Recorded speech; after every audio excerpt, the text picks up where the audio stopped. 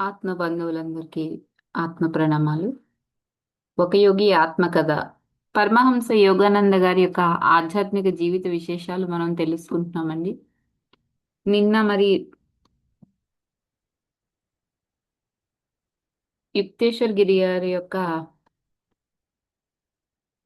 సాధనలు, ఆయన ఆశ్రమంలో చేసిన ఆ పాముని ఆయన ఎలా లోబరుచుకున్నారు, ఆయన ఎంత నిశ్చలంగా ఉన్నారు, అలాంటి విషయాలన్నీ మనం తెలుసుకున్నామండి.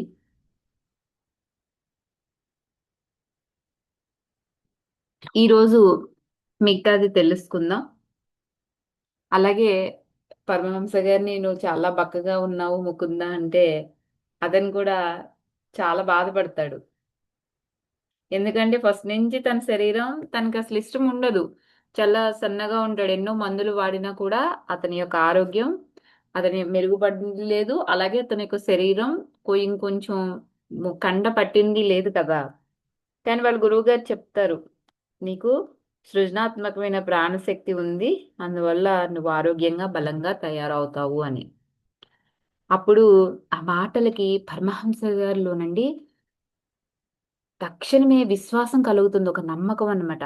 ఆ వాటిలోని సత్యాన్ని ఆయన జీవితానికి వర్తింపచేసి విజయం సాధిస్తాను అన్న నమ్మకం పరమహంస గారికి కలిగిస్తుందండి. ఈయన ఎందుకంటే జబ్బులు నయం చేసే వాళ్ళు చాలా మంది దగ్గరికి వెళ్తారు పరమహంస గారు. కానీ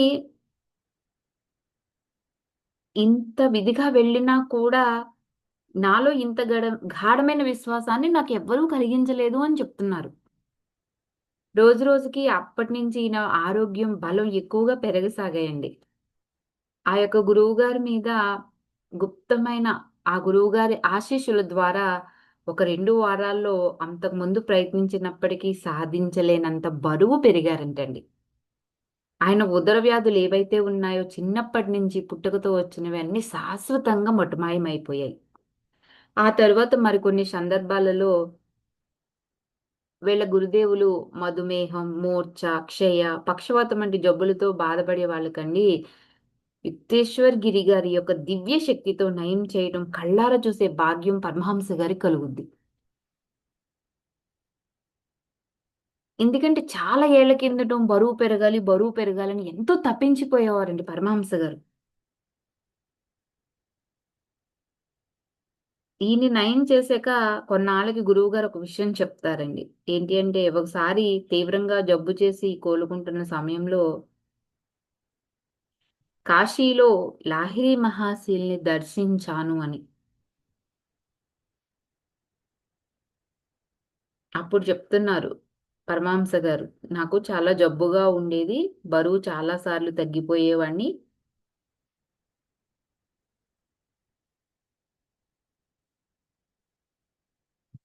అప్పుడు యుక్తేశ్వర గిరి గారు చెప్తున్నారండి, నీకు నువ్వే జబ్బు తెచ్చుకున్నావన్న సంగతి కనిపిస్తూనే ఉందిలే. ఇప్పుడు నువ్వు బక్కగా ఉన్నాననుకుంటున్నావు అని. కానీ నిజానికి లాహిరి మహాశయులు ఆయన సంబోధించింది ప్రియా అని. ఎవరిని? యుక్తేశ్వర్ గిరి గారిని. ఎందుకంటే యుక్తేశ్వర్ గిరి గారు కూడా ఇలాగే ఉండేవారు, ముకుందలాగా. ఈయన కూడా జబ్బు చేసినప్పుడు ఆయన కలుసుకున్నారు. యుక్తేశ్వర్ గిరి గారు కూడా లాహిరి మహాశయుల్ని కలుసుకున్నారు. అప్పుడు నీకు నువ్వే జబ్బు తెచ్చుకున్నావు, ఇప్పుడు నువ్వు బక్కగా ఉన్నాను అనుకుంటున్నావు కదా అని అడుగుతారండి.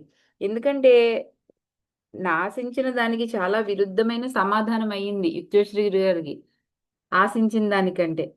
అయితే ఆ తరువాత వీళ్ళ గురువులు ప్రోత్సాహంగా ఇలా అన్నారంటండి, చూద్దాంలే రేపటికి నీకు తప్పనిసరిగా మెరుగనిపిస్తుందని నా విశ్వాసం అని లాహిరి మహాశయులు చెప్తారనమాట. యుక్తేశ్వర్ గారు సన్యాసం తీసుకున్న తర్వాత పెట్టిన పేరు కదండి ఇది. వీళ్ళ గురుదేవులు అంటే లాహిరి మహాశయుల జీవిత కాలంలో ఈ పేరు పెట్టుకోలేదన్నమాట. పుస్తకంలో ఇక్కడ అలాగే ఇతర చోట్ల అప్పుడప్పుడు కొంచెం పేర్లు గందరగోళంగా ఉండటం జరుగుతుంది అని చెప్తున్నారు. అయితే ఈయనకి రహస్యంగా నయం చేస్తున్న సంగతి సూచనగా ఆయన మాటలను బట్టి యుక్తేశ్వర్ గిరి గారు గ్రహిస్తారు. గ్రహించడానికి సిద్ధంగా ఉన్న ఆయన మనసు మర్నాడు పొద్దున ఆయన దర్శనానికి వెళ్ళి, గురుదేవా ఈరోజు ఒంట్లో బాగా మెరుగ్గా ఉందండి అని అంటూ సంబరపడిపోతారండి. శ్రీ యుక్తేశ్వరగిరి గారు. నిజంగా ఈరోజు నీలో నువ్వే సత్తువు నింపుకున్నావే అని అంటారు లాహిరి గారు. ఎందుకు అంటే గురుదేవులు మీరు నాకు సహాయం చేశారు కదా! కొన్ని వారాల తరువాత నాకు ఏ మాత్రమైనా సత్తువు రావడం లేదు. ఇదే మొదలు ఈ రోజే వచ్చింది కొన్ని వారాల నుంచి అని చెప్తున్నారండి. కానీ నీకు జబ్బు చాలా తీవ్రంగా ఉండేది. కానీ నీ శరీరం ఇంకా బలహీనంగానే ఉంది. అది రేపు ఎలా ఉంటుందో ఎవరం చెప్పలేము అని లాహిరి మహాశయులు అంటారు. అయ్యో! అనుకుని తెల్లారి ఆ బలహీనత మళ్ళీ వచ్చేస్తుంది అన్న ఆలోచనే ఉంది చూడండి. అది ఈయనలో ఒక వణుకు, ఒక భయం పుట్టించేసింది. మర్నాడు పొద్దున్న లాహిరి మహాశైలి ఇంటికి చేరవేయడమే అసాధ్యమనిపించిందంటండి ఈ శరీరాన్ని. గురుదేవా మళ్ళీ జబ్బుగా ఉందండి అని చెప్తారు. వాళ్ళ గురుదేవులు నువ్వు ఏంటి మళ్ళీ జబ్బు తెచ్చుకున్నావా? అని అడుగుతారండి. అప్పుడు ఈయన నాలో ఓర్పు నశించిపోయింది గురుదేవా. రోజు రోజుకు మీరు నన్ను హేళన చేస్తున్నారు. నేను చెప్పిన నిజమైన సంగతులు మీరెందుకు నమ్మరో నాకర్థం కావట్లేదు అని బాధపడతారండి. అప్పుడు లాహిరి మహాశయులు మార్చి మార్చి ఒకసారి బలహీనంగాను, మరోసారి బలంగాను చేస్తున్నవన్నీ నిజంగా నీ ఆలోచనలే. యద్భావం తద్భవతి. భగవద్గీతలో ఇదే కదా చెప్పాడు శ్రీకృష్ణుడు. గురువుగారు ఎంతో ఆప్యాయంగా శ్రీ యుక్తేశ్వరగిరి గారి వైపు చూస్తారండి. నీ ఆరోగ్యం, నీ అవచేతన మనసులో సాగే ఆలోచనని ఖచ్చితంగా ఎలా అనుసరిస్తుందో నువ్వే చూసావు కదా అని. ఆలోచనలనేవి విద్యుత్తులాగా, భూమి ఆకర్షణలాగాని ఒకానొక శక్తి. మానవుడి మనసు పరమేశ్వరుడికి సర్వశక్తివంతమైన చైతన్యంలో ఒక విస్ఫుట లింగం అంటండి. శక్తియుక్తమైన మన మనస్సు అత్యంత గాఢంగా దేన్నైతే విశ్వసిస్తుందో అదే జరిగి తీరుతుందని నీకు నిరూపించగలనని యుక్తేశ్వర్ గిరి గారిని లాహిరి మహాశైలు అంటారనమాట. కానీ యుక్తేశ్వర్ గారికండి లాహిరి మహాశైలు వ్యర్థంగా ఏది మాట్లాడరని తెలుసు. అందుచేత అత్యంత శ్రద్ధాభక్తులతో కృతజ్ఞతతో ఆయన ఇలా అంటారండి. ఏంటంటే గురుదేవా ఇప్పుడు నేను బాగానే ఉన్నానని నా వెనుకటి బరువు నాకు వచ్చిందని అనుకుంటే అవి కూడా జరుగుతాయా అని అడుగుతారండి. అలాగే జరుగుతాయి ఈ క్షణంలోనే అని గురుదేవులు ఎంతో గంభీరంగా అంటారండి. ఆయన చూపు ఈయన కళ్ళ మీదే కేంద్రీకరించి ఉంటుందన్నమాట. తక్షణమే యుక్తేశ్వరగిరి గారు ఆయనలో బలమే కాకుండా బరువు కూడా పెరిగినట్లు అనిపించేస్తదండి. లాహిరి మహాశయులు అలా మౌనంగా వహించుంటారనమాట. మరి కొన్ని గంటల సేపైనా పాద సన్నిధిలో కూర్చుని వాళ్ళ అమ్మగారు ఉంటేనే ఇంటికి వెళ్ళిపోతారు. కాశీ వెళ్ళినప్పుడల్లా మాత్రం అక్కడే ఉంటూ ఉండేవారనమాట యుక్తేశ్వరగిరి గారు.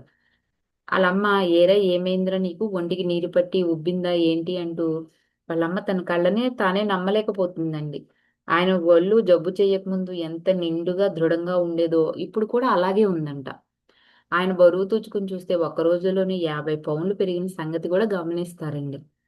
అది ఎప్పటికి అలానే ఉండిపోయిందంట. ఈయన యొక్క బక్కపలచటి శరీరాన్ని చూసిన స్నేహితులు, పరిచయస్తులు ఒక్కసారి తెల్లబోయారంట. వాళ్ళలో కొందరు ఈ అలౌకిక ఘటన ఫలితంగా తమ జీవిత విధానాన్నే మార్చుకున్న లాహిరి మహాశయులకు శిష్యులు గూడా అయిపోయారంట. బ్రహ్మజ్ఞులైన వాళ్ళ గురుదేవులు ఈ ప్రపంచం సృష్టికర్త ఘనీభూత స్వప్నం తప్ప మరేమీ కాదని ఎరుగుదురంట.